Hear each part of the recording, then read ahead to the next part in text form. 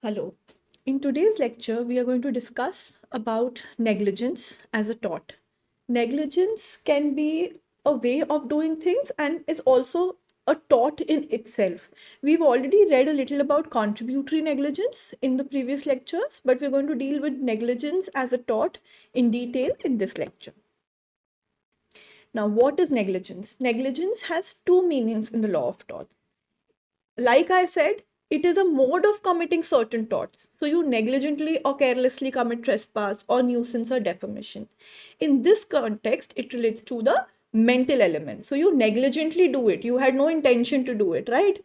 You had no intention to commit a trespass or nuisance or defamation, but by not taking care or due care of your conduct, it resulted in a tort, and this is with respect to the mental element here. And negligence is also considered to be a separate tort. Now, in case of a separate tort, it means a conduct which creates the risk of causing damage rather than a state of mind. So, it creates a risk of damage. Negligently doing something is also a tort in itself. There are certain essentials which are required to be fulfilled. We will look at them also. Now, House of Lords in Donoghue versus Stevenson, this is one of the most important cases in the tort law itself, I would say, rather than in the topic of negligence. It is a very important case in tort law, and it says it treats negligence where there is a duty to take care as a specific tort in itself and not simply as an element in some more complex relationship or in some specialized breach of duty. So, wherever there is a duty to take care, a specific kind of care, and if you do not do it, it becomes a negligence and a tort in itself. In everyday usage, the word negligence denotes mere carelessness. So it is merely being careless. You negligently do it. Oh, I negligently dropped this. So I carelessly dropped it. However, secondly, in the legal sense, it signifies failure to exercise standard of care, which the doer as a reasonable man should, by law, have exercised in the circumstances. If there were no legal duty to take care, lack of care has no legal consequence. So it says, in legal usage, a reasonable man as per law should behave in certain way. This is negligence in the second legal context. And if there is no legal duty to do something, there is no legal consequence. We've already studied while we studied essentials of torts, and we read that there need not be a moral duty. There has to be a legal duty. So if you are crossing some place and if you see somebody drowning, you have a moral duty to save somebody. But if you are a lifesaver or you are employed there to do that work, then you become legally bound to do it. Okay. So in the second context, it is a legal duty or a legal responsibility. Negligence is accordingly a mode in which many kind of harm may be caused by not taking such adequate precautions as should have been taken in the circumstances to avoid or prevent that harm, as contrasted with causing such harm intentionally or deliberately. See, here they've contrasted it with the mental element also. So it says it is doing a harm without taking adequate precautions. Okay, if you do not take adequate precautions, you are negligently doing a thing. Thirdly, in English law, the name negligence is given to a specific kind of tort, a specific variety of tort. The tort of failing a particular circumstance, in particular circumstances, to exercise the care which should have been shown in these circumstances, the care of a reasonable man, and of thereby causing harm to another in person or in property. So, negligently causing harm, negligently doing something, not exercising due reasonable care which a reasonable man should do. It implies, in this third sense, it implies the existence of a legal duty to take care, owed to the complainer. So you had a legal duty to take care to the complainer. You had a legal duty towards the complainer. Which duty exists in general, where there is such proximity between two persons that a want of care on the part of one is likely to affect the other injuriously. So a want of duty on the part of one, want of duty means failure of duty on part of one will result the other injuriously. A failure to exercise a standard of care deemed right in the circumstances. So There is a failure to exercise a standard of care which was correct in those circumstances, which is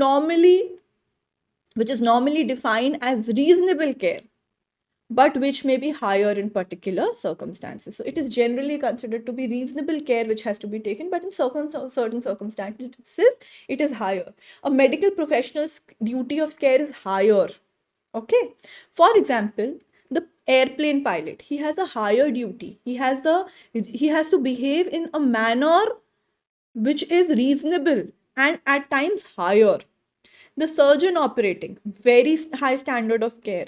The casual connection between failure to take care and injury suffered, not interrupted by intervention of some other casual factor, and not too remotely connected with ultimate harm and actual loss, injury, or damage to the complainer.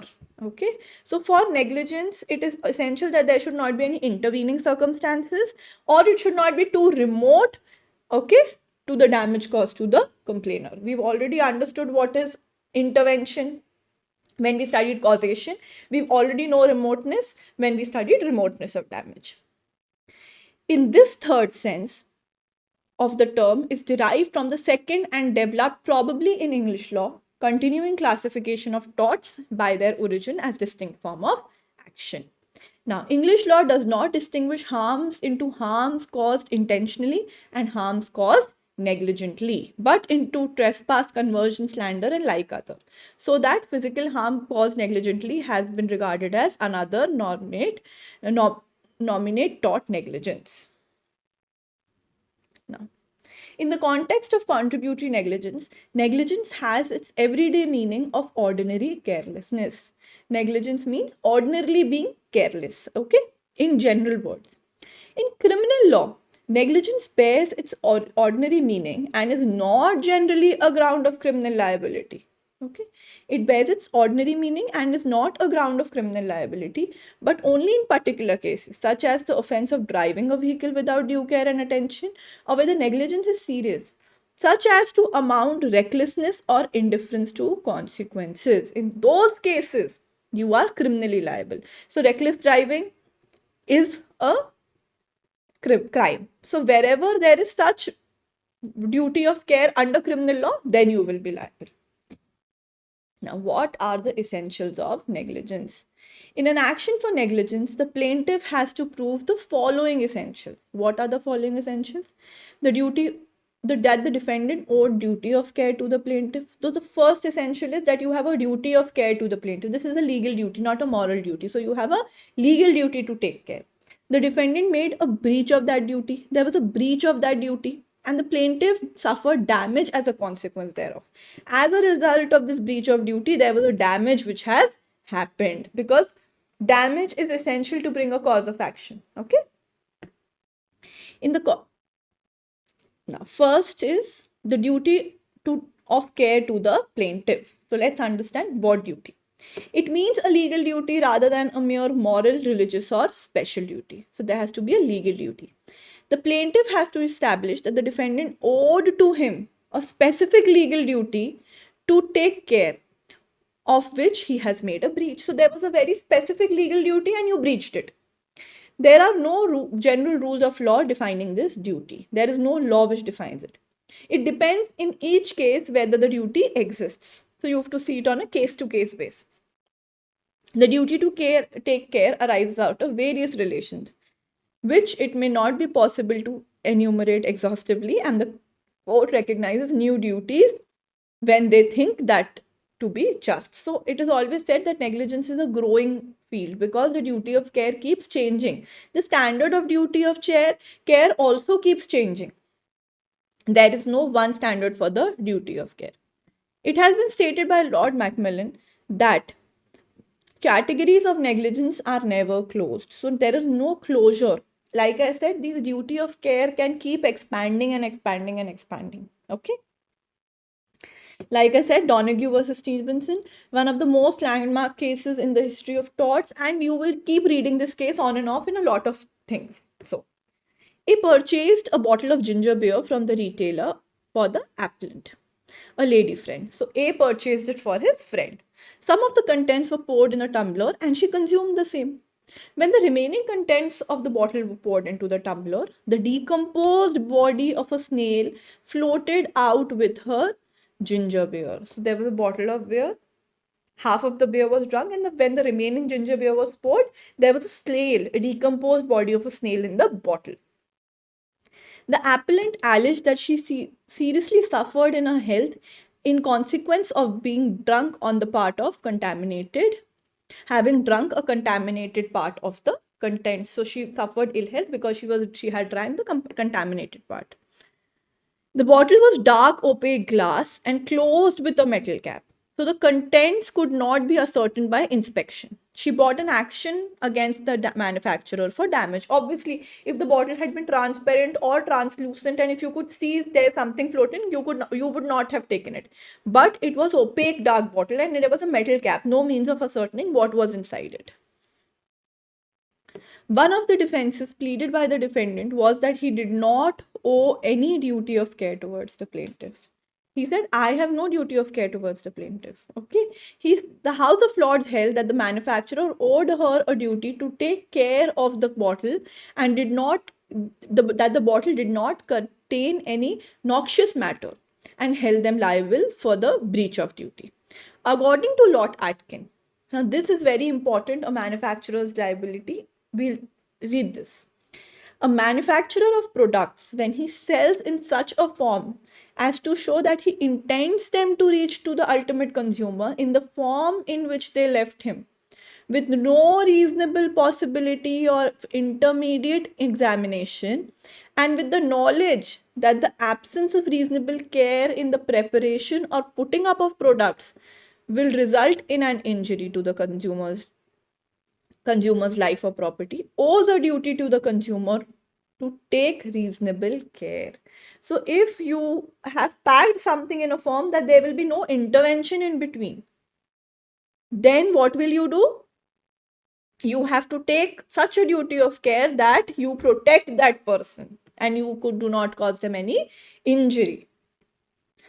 Another defense pleaded by the defendant was that the plaintiff was a stranger to the contract and her action was therefore not maintainable. Why stranger to the contract? She did not buy it. Somebody else bought it for her.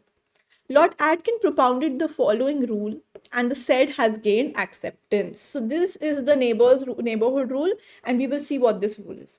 You must take reasonable care to avoid acts or omissions which you can reasonably foresee would be likely to injure your neighbor. This is the neighborhood rule, and this says that you must not do any act or omission which may cause injury to the neighbor. He defined neighbors as persons so closely and directly affected by my act that I ought reasonably to have them in contemplation as being so affected when I am directing my mind to the acts or omissions which are in question. So people who are so closely and deeply affected, directly affected. Now, duty depends on a reasonable foreseeability of injury.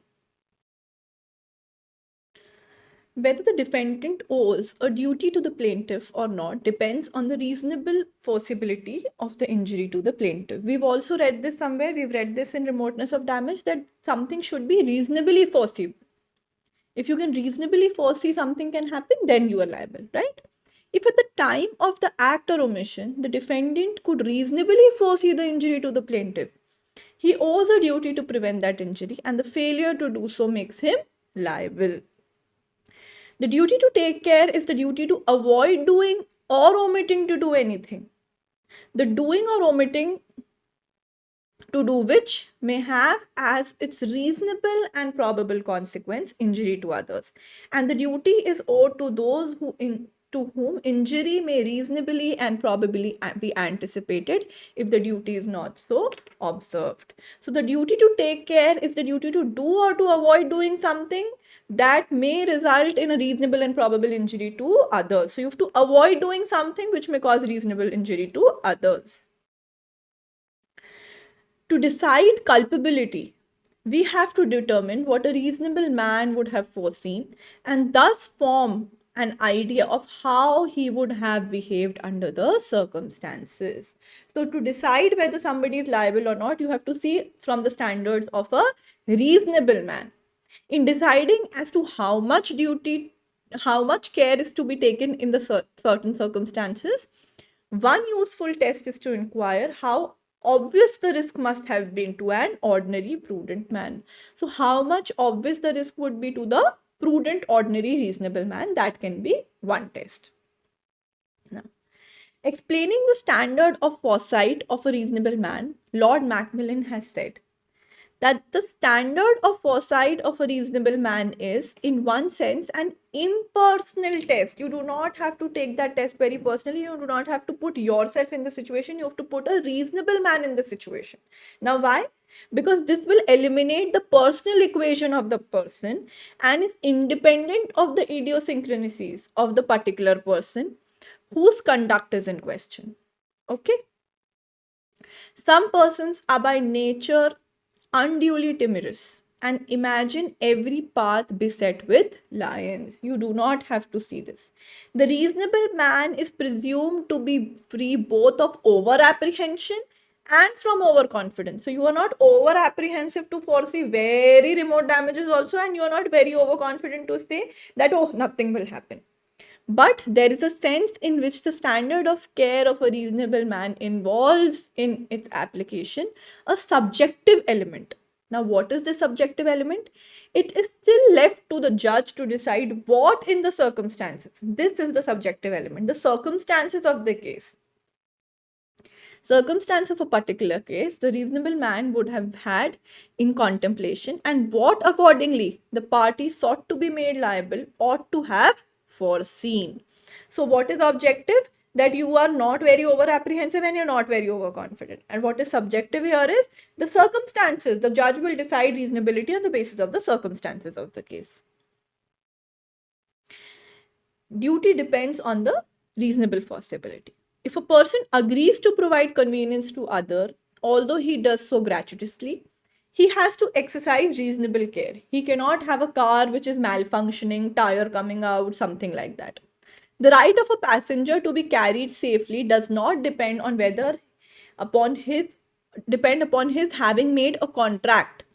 But the act of being a passenger casts a duty on the carrier to carry him safely. So even if you give them a lift, you have to be careful about it.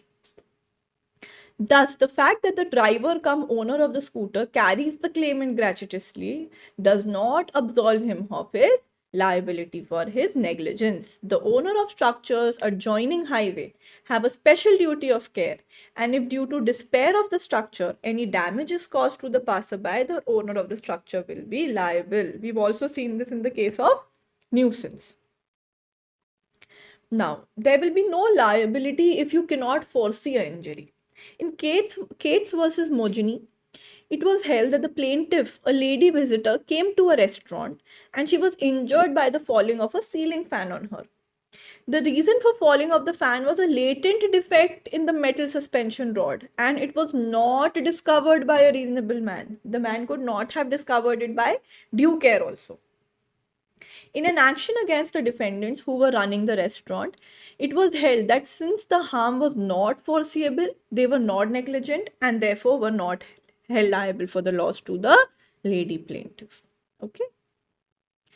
Now, to establish negligence, it is not enough to prove that the injury was foreseeable, but a reasonable likelihood of the injury has to be shown, because foreseeability does not include any idea of likelihood at all.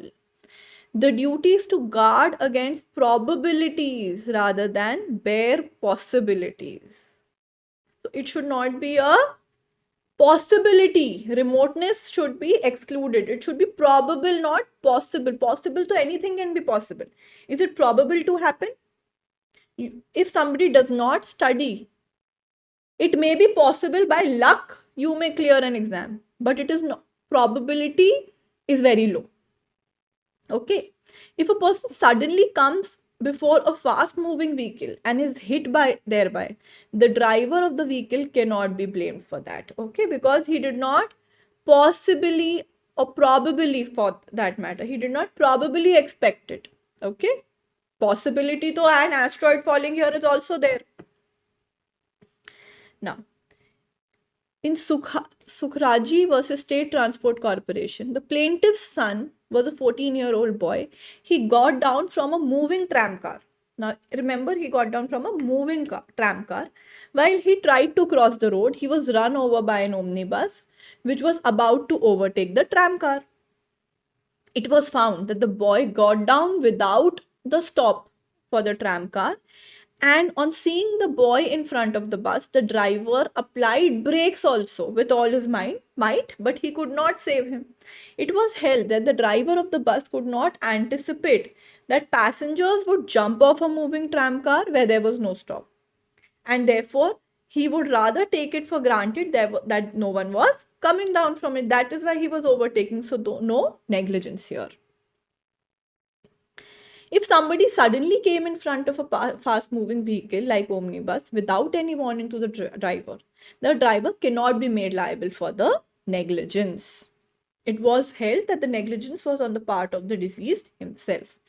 If, however, the pedestrians are likely to cross the road, special care must be taken, and if the pedestrians assemble on the side of the road for crossing are schoolboys of young age, a greater care must be taken. Okay? See, this shows circumstances. If they are general people, care must be taken, but children are considered to be a little less mature and hence greater care on our part. Now, this is also another case, Bolton versus Stone, on forcibility. The defendant were the committee and members of a cricket club. A batsman hit a ball and the ball went over the fence 7 feet high and 17 feet above the cricket pitch and injured the plaintiff on the adjoining highway. Basically, it escaped the stadium. The wicket from which a ball was hit was about 78 yards from the fence and 100 yards from the plaintiff, very far away.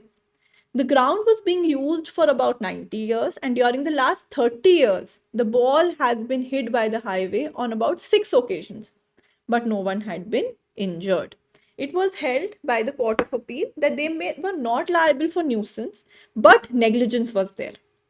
The House of Lords held that there was no liability even for negligence.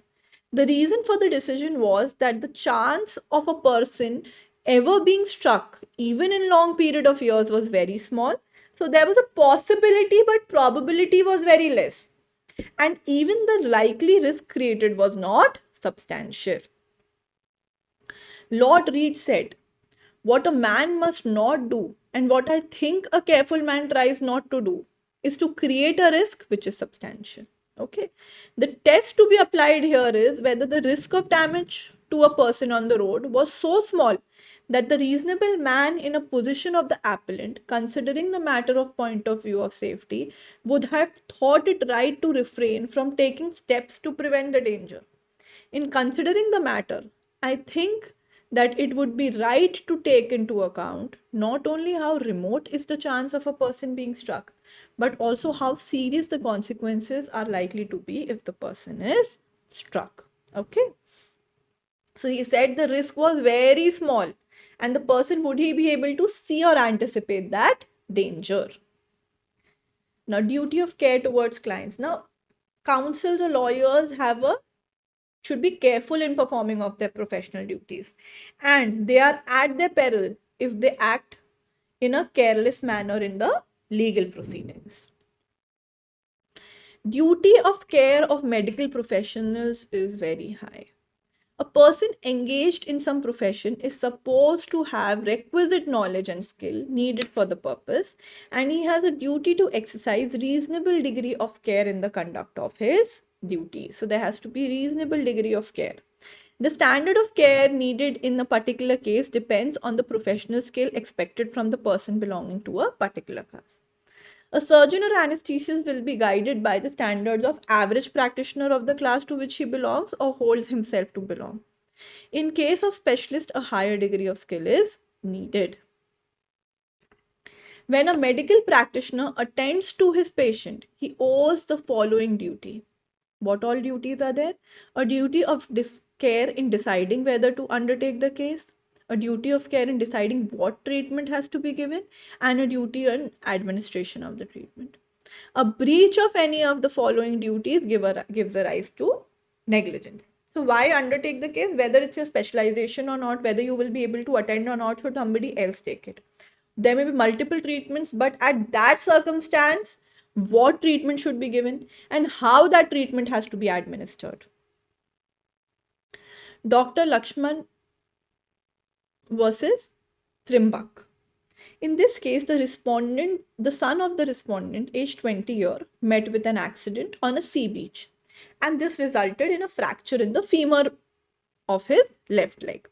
He was taken to the hospital for treatment. What the appellant did was to reduce the fracture, and in doing so, he did not give the anesthesia to the patient but contented him with a single dose of morphia injection. He used excessive force in going through the treatment, using 3 of his attendants for pulling the leg of the patient, and then he put the leg in the plaster of Paris. The treatment resulted in shock, which caused death of the patient, and the doctor was held liable for negligence here. Why? Because you should have opted for probably anesthesia, because the pain would have been so much that the patient did not sustain that pain. Now, in explaining the duty of care in medical profession, the Supreme Court in this case observed that the practitioner must bring into task a reasonable degree of skill and knowledge and must exercise reasonable degree of care. Neither the very highest nor a very low degree of care and competence judged in the light of particular circumstances is what the law requires. So there is a reasonable degree of care and skill, neither very low nor very high. The doctor, no doubt, has a discretion in choosing the method of treatment which he proposes to give to the patient. And such discretion is relatively ampler in cases of emergency. So this is even more in cases of emergency. Indian Medical Association versus VP Santha. This is also a very famous case of medical negligence. The Supreme Court recognized the liability of medical practitioners for their negligence and held that the liability to pay damages for such negligence was not affected by the fact that the medical practitioners are professionals and are subject to the medical council's disciplinary control. Okay. Now, when a doctor acts on the statement of the patient and has no reason to disbelieve him, he is not deemed to be negligent. So, for example, if I go to the doctor and he asks me, do you have any medical allergies or any allergies from any drug? And I say no.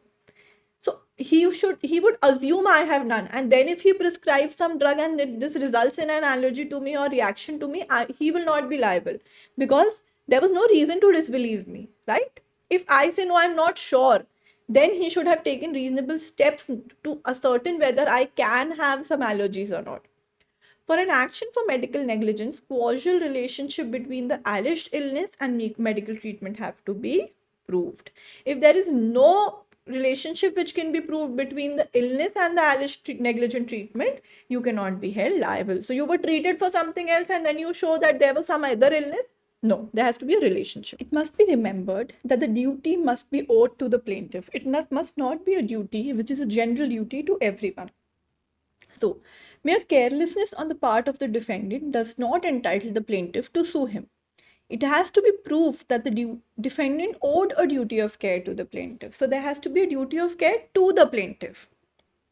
When the defendant owes a duty of care to persons other than the plaintiff cannot sue even if he might have been injured by the defendant's act. So there has to be a duty owed to you. Okay. Now the next element is a breach of that duty. Now breach, what do you mean by breach? Not doing something. So non-observance of duty of care is breach. And so it says non-observance of duty of care which is required in a particular situation. Now, what is this particular situation? What is this duty of care or standard of care which is required? The standard is of a reasonable man or of an ordinary prudent man. So, an ordinary prudent man, not over apprehensive, not overconfident, an ordinary prudent man. If the defendant has acted like a reasonably prudent man, there is no negligence. Negligence is the omission to do something which a reasonable man, guided upon those considerations which ordinarily regulate the conduct of human affair, would do, or doing something which a prudent man or a reasonable man would not do. So, omission to do something which an ordinary person would do is negligence. The standard is objective. It means what a judge considers should have been been the standard of a reasonable man. There has to be a standard of care of a reasonable man. Okay. What is the standard of care required? The law requires taking of 2 points into consideration to determine the standard of care. The importance of the object to be achieved, the magnitude of risk, and the amount of for which the consideration are paid. The consideration part is not that important, but yes, a little relevant. But importance of the object and magnitude of risk are very important. Now, importance of object to be attained. The law does not require greatest possible care, but the care required is that of a reasonable man under certain circumstances. So it need not be greatest, but it is reasonable. Okay. The law permits taking chance of some measure of risk so that in public interest various kinds of activities should go on. Obviously, some risk, some chance, everybody takes. A balance has therefore to be drawn between the importance and the usefulness of an act and the risk created thereby. How much important was the act and was the risk justified? Thus, a certain speed may not be negligent for a fire brigade vehicle, but the same may be an act of negligence for another vehicle. The magnitude of risk. The degree of care required varies according to each situation. Obviously, in certain situations, the care required is much more than in others. What may be a careful act in one situation may be a negligent act in another. The law does not demand the same amount of care in all situations. The kind of risk involved determines the precautions which the defendant is expected to take. The degree of care depends upon the magnitude of risk which could have been foreseen by a reasonable and prudent man. When there is some apparent risk due to abnormal conditions, necessary care must be taken to prevent the harm. The position is explained in the case of Mysore Road Transport Corporation versus Albert Zissa. Negligence is a failure in the duty to take due care. The expression due connotes what degree of care which a reasonable man ought to take in a given set of circumstances. What may amount to negligent act in a particular place and occasion may not be negligent act in another place or occasion. Right? What may be negligent one place may not be negligent in another place. In deciding what care was called for by a particular situation, one useful test is to inquire how obvious the risk must have been to an ordinary prudent man. And the question in each case depends upon the facts of the situation. So what is reasonable in that situation has to be seen as per the facts of that case. Glasgow Corporation versus Taylor is another case where there was lack of due care.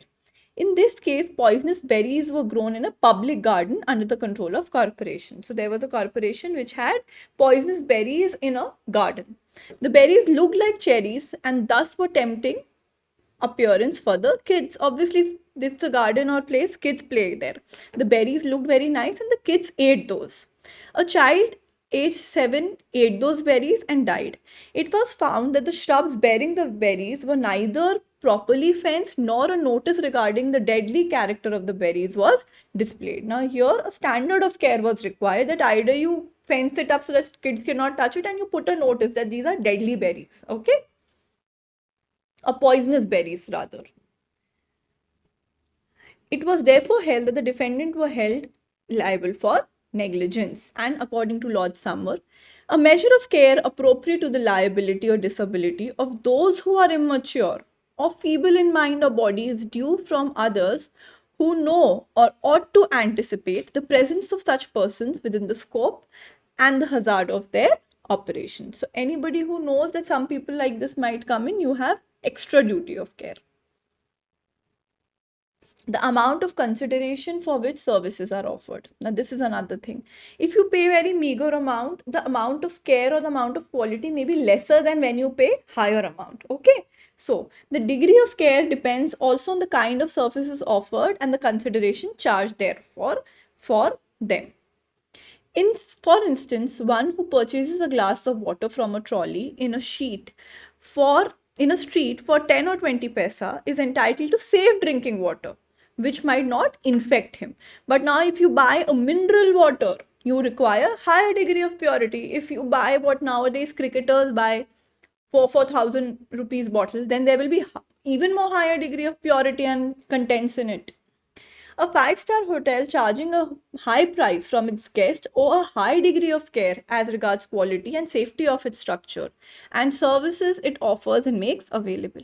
Any latent defect in the service or structure which is hazardous to the guest would attract strict liability, no fault liability, to compensate for consequences flowing from the breach. For damage caused to guests of such a hotel, exemplary damages are payable. Now, the last was damage. It is also necessary that the defendant's breach of duty must cause damage to the plaintiff. Okay, and the damage has to be something which is not too remote consequence of the defendant's negligence. It has to be a foreseeable damage. Now, there's a maxim res ipsa loquitur which is applicable here. Res ipsa loquitur means things speak for itself. Okay, so as a general rule, it is for the plaintiff to prove that the defendant was negligent. The initial burden of making out at least a prima facie case of negligence as against the defendant lies heavily on the plaintiff. But once if it is proved, it will be on the defendant to prove that the incident was a result of inevitable accident or contributory negligence. Okay, these are the defenses which can be taken on the part of the plaintiff. If the plaintiff is not able to prove negligence on the part of defendant, the defendant cannot be made liable. If you say this person is liable for negligence, you have to prove what negligence it is. Okay. Damage. Morgan versus Sim. The party seeking to recover compensation for damage must make out that the party against whom he complains was in the wrong. The burden of proof is clearly upon him, and he must show that the loss is attributable to the negligence of the opposite party. If at the end he leaves the case, even in scales, and does not satisfy the court that it was occasioned by negligence or default of the other party, he cannot succeed. So the burden of proof in case of negligence is on the plaintiff. Direct evidence of negligence is not always necessary, and the same can be inferred from the circumstances of the case. When the plaintiff claims to establish prima facie case either by direct or circumstantial evidence that the defendant was negligent, the plaintiff's action must fail. Okay. Though as a general rule, the plaintiff has to discharge the burden of proving negligence on the part of the defendant, there are certain circumstances where the plaintiff need not prove that an inference is drawn from the facts of the case. And when this inference is drawn from the facts of the case, it is called res ipsa loquitur. Things speak for itself. The things are as such that it seems that it was negligent. There is a presumption of negligence according to the maxim res ipsa loquitur, which means things speak for itself. When the accident explains only one thing, and that is that the accident could not ordinarily occur unless the defendant had been negligent, the law raises a presumption of negligence on the part of the defendant. So for example, the case of berries, things speak for itself that yes, you did not cover it and hence the person ate it. So it is very evident. In such a case, it is sufficient for the plaintiff to prove accident and nothing more. The defendant can, however, avoid his liability by disproving negligence on his part. Now, in these cases, the liability falls on the part of the defendant to prove that he has not done anything wrong. For the maxim res ipsa loquitur to apply, it is necessary that the event causing accident must have been in the control of the defendant. Thus, when circumstances surrounding the thing which caused a damage are at material time exclusively under the control or management of the defendant or his servant, The happening is such as does not occur in the ordinary course of things without negligence on the part of defendant, the maxim applies and the burden of proof is shifted to the defendant. Instead of proving negligence, the defendant is required to disprove it.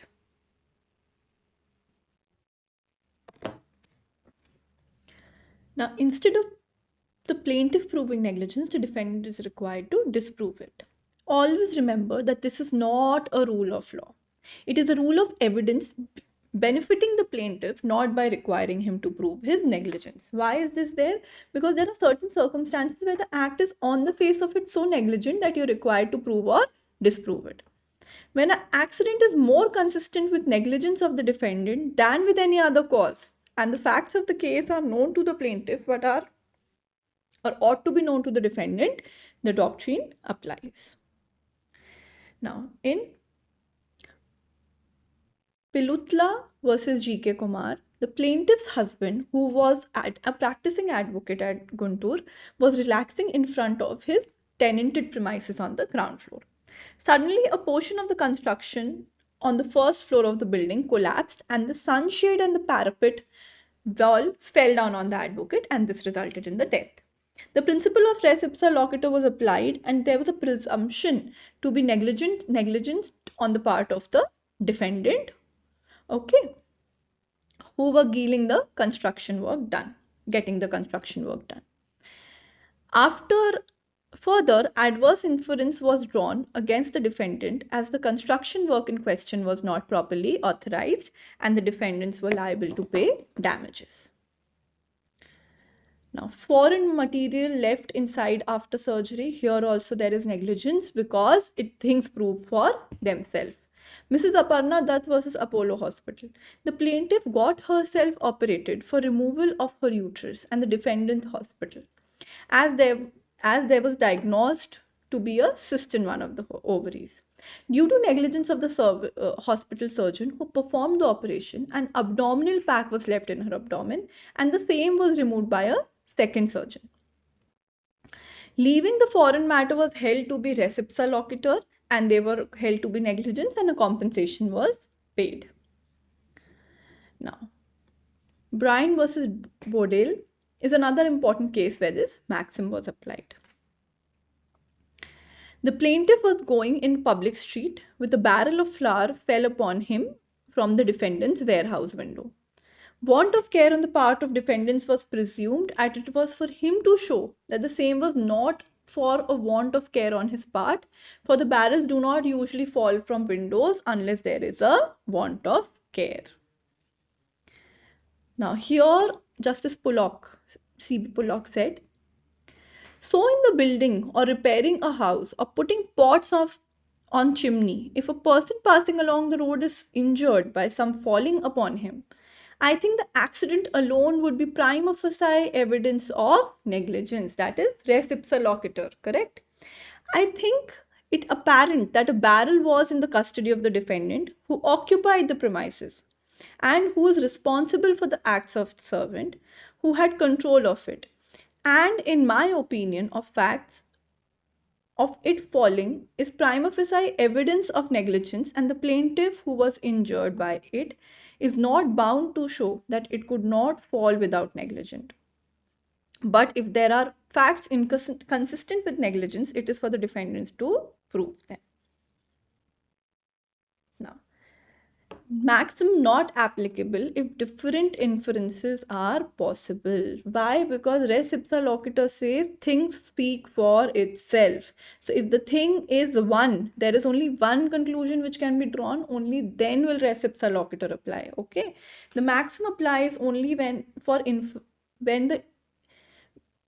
the only inference from facts is that the accident could not have occurred but for the defendant's negligence. When the accident is capable of two explanations, such a presumption is not raised.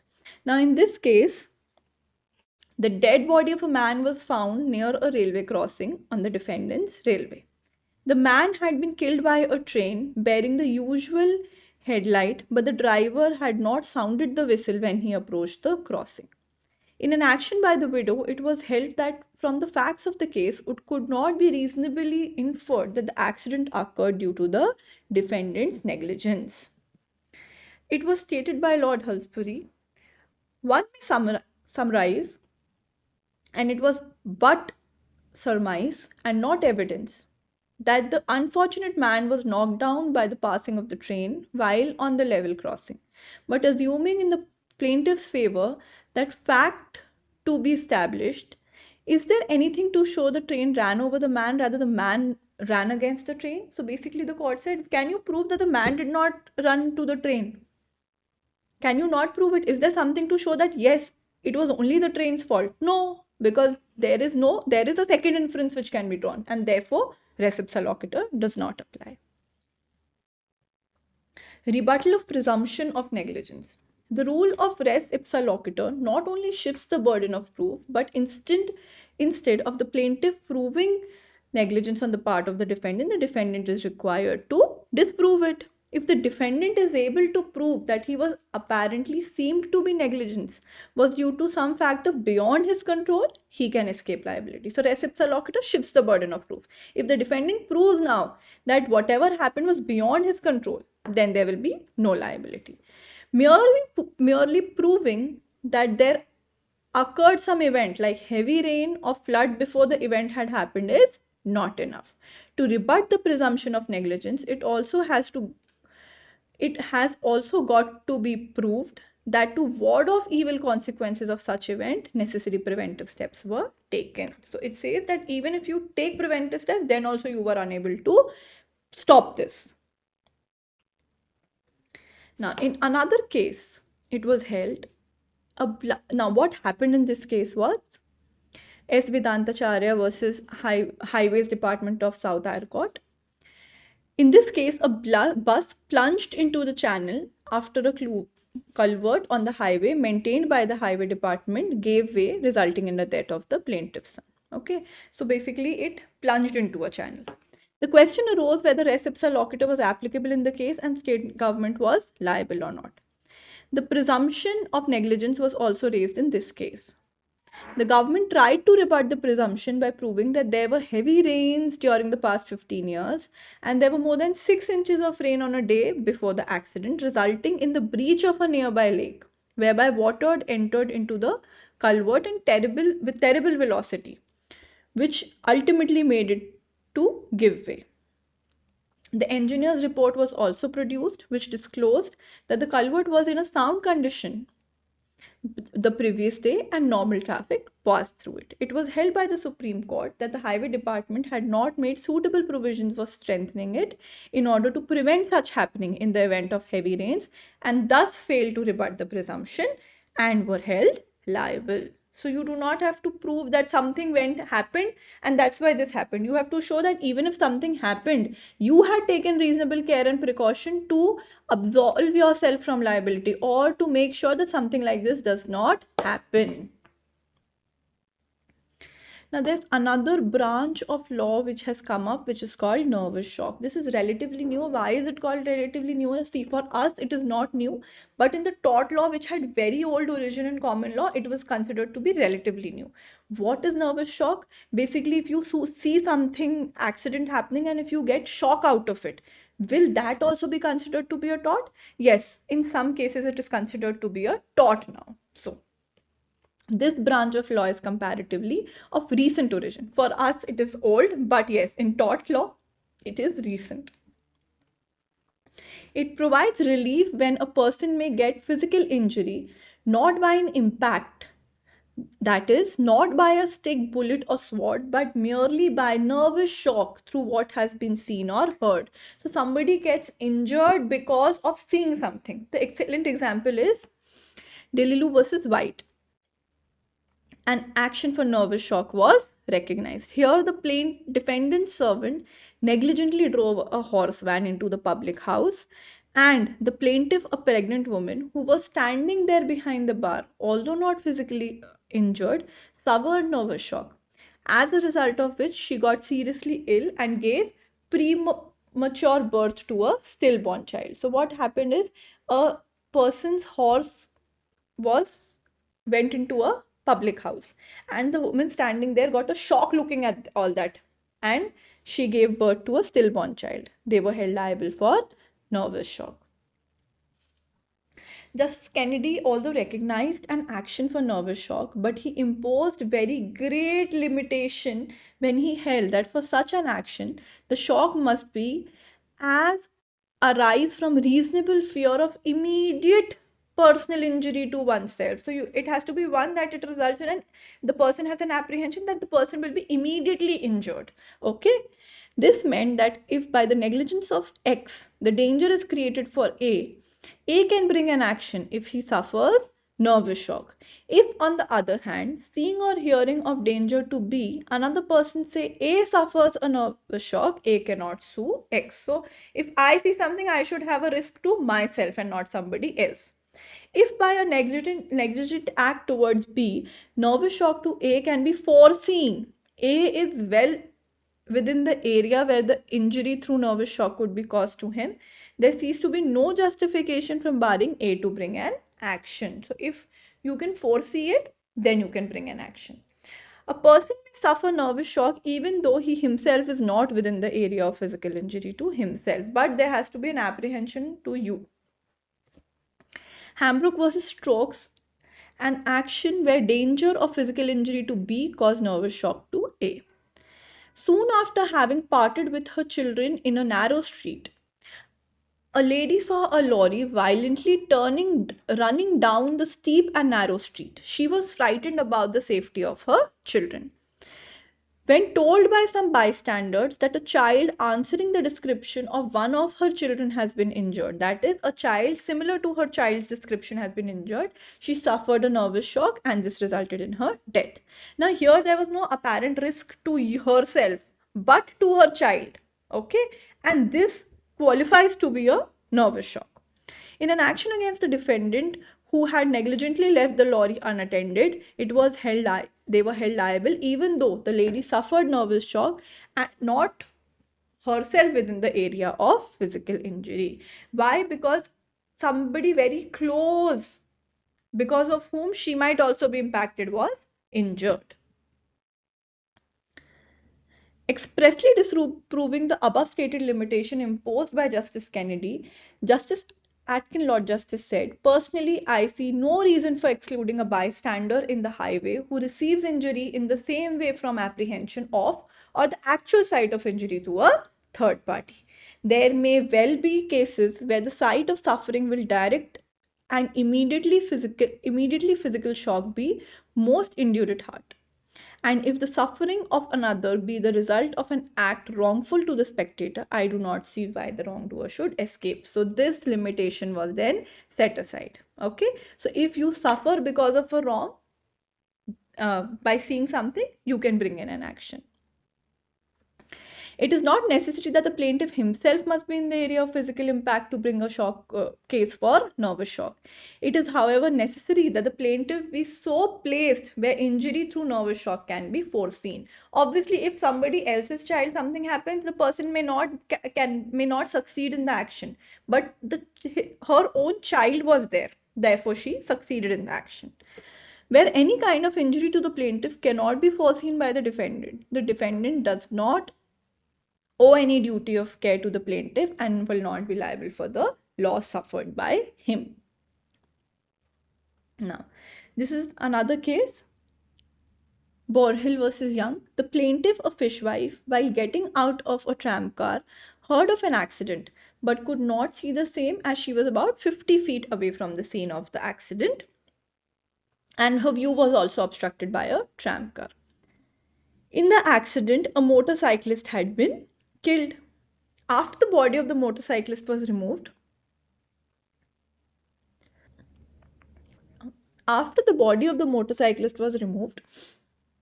the fishwife happened to go to the scene of the accident and saw the blood on the road. As a result of the same, she suffered from nervous shock and gave birth to a stillborn child. She sued for the personal representative of the motorcyclist. The House of Law held the deceased could not be expected to foresee any injury to the plaintiff and therefore he did not owe a duty to her. As such, his personal representative could not be made liable. So this case also proves that there has to be some forcibility. So forcibility does not go away. Always remember, in every tort, the basic essence will not go away because a certain category has come up. So forcibility was there in negligence also. Here also it will stay. Remoteness of damage also there was forcibility. Okay. So now with this we've understood negligence, essentials of negligence and nervous shock.